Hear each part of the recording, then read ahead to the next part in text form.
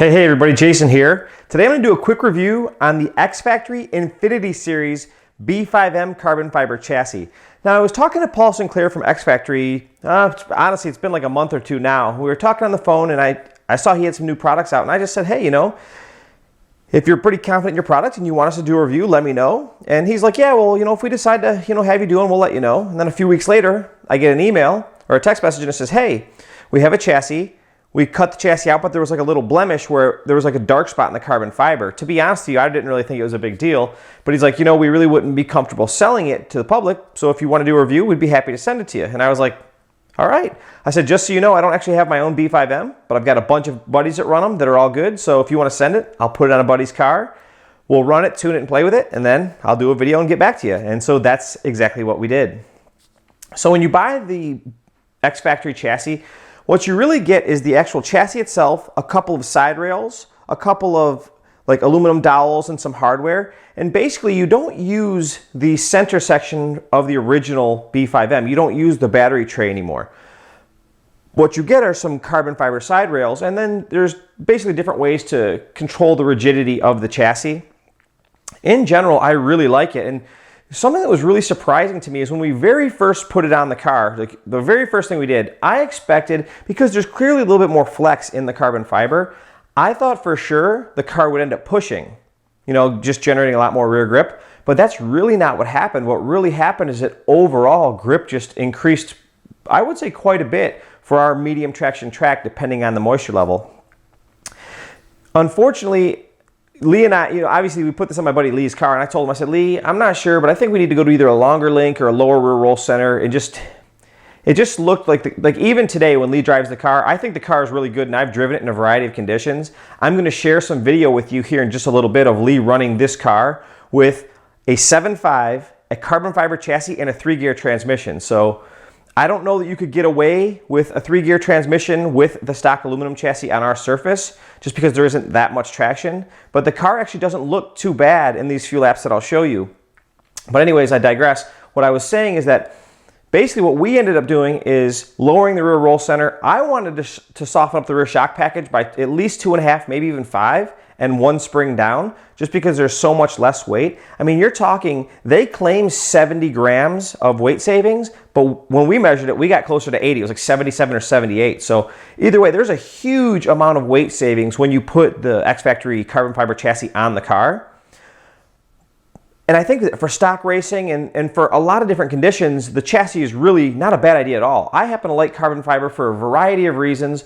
One of which is that it's really light. You can kind of control its rigidity by how thick you make the parts. And more important than anything is it doesn't bend and stay bent.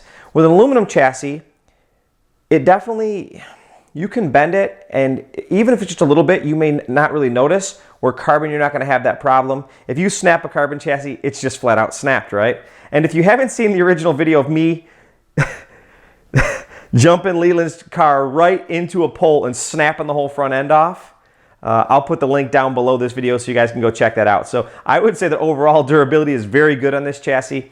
If there are any shortcomings to this product whatsoever, I would personally say that it could stand to be a little bit more rigid, or at least maybe create some side guards to make it a little bit more rigid on super high traction conditions. Because when traction would go all the way up, which is really rare at our home track, and I've talked to a couple of friends who've actually run this track in a couple other tracks throughout the country, but when traction is absolutely through the roof in a full slick and the car just can't get loose anywhere, when these chassis have a lot of flex in them, they tend to load up. So the car will kind of be coming through the corner, and then it'll kind of do weird stuff coming out of the corner. So the only area I would say you may want to skip, trying something like this is if you're on a ridiculously super high grip surface.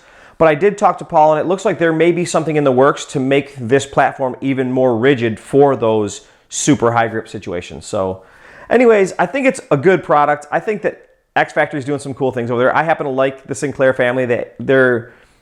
They're truly passionate about what they're making, and I guess that's just about it. I hope you guys enjoyed watching this video. I think it's a good product, and let me show you some video footage of Lee running his car. Just so you know, in this video, like I already said before, he's running a carbon fiber chassis, a 7.5, a 3-gear transmission, some relatively new AKA chain links that have only been sauced and ran like for maybe 2 batteries.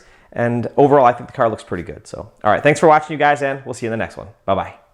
Did you just hear that? Something broke. I had to. That wasn't you though, was it? No, it wasn't me. But yeah, I like the Xfactory chassis. It's dialed right now. Definitely car, like, does it feel, when you're jumping the car, does it feel lighter? Does it feel? It does feel lighter. It does feel a little more stable. When we first started chasing the setup, we lowered the rear roll center, right? Yeah, just 1 millimeter. And didn't we soften the rear pack shock oil or something like that? No, we left the shocks the way they were. Did we? Yeah. But you're pretty happy with it overall? Yes, sir. All right, and you're running a 3-gear at the moment. 3 gear right now, trying to get the hang of her. You know, she's brand new, so. It looks like it honestly looks to me like the car has quite a bit of traction. I'm wondering, do you think the car would have as much rear traction with aluminum chassis in the 3-gear, or do you think the flex helps, or no? Or I think the flex does help. And then with this Xfactory, you can adjust the flex. So right now I'm running it as stiff as possible, so screws all the way tight. I know we were talking, it would be nice maybe in the future if they could make it even stiffer for super high bite, right? That would be nice. All right, brother. Thank you. No problem.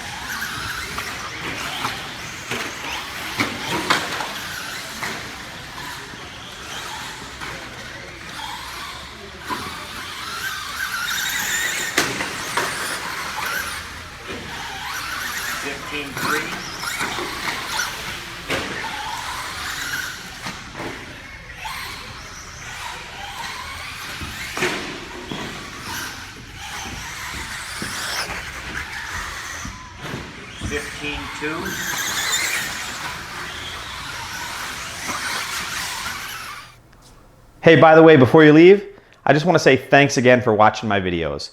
I only make these videos so that we can have fun together.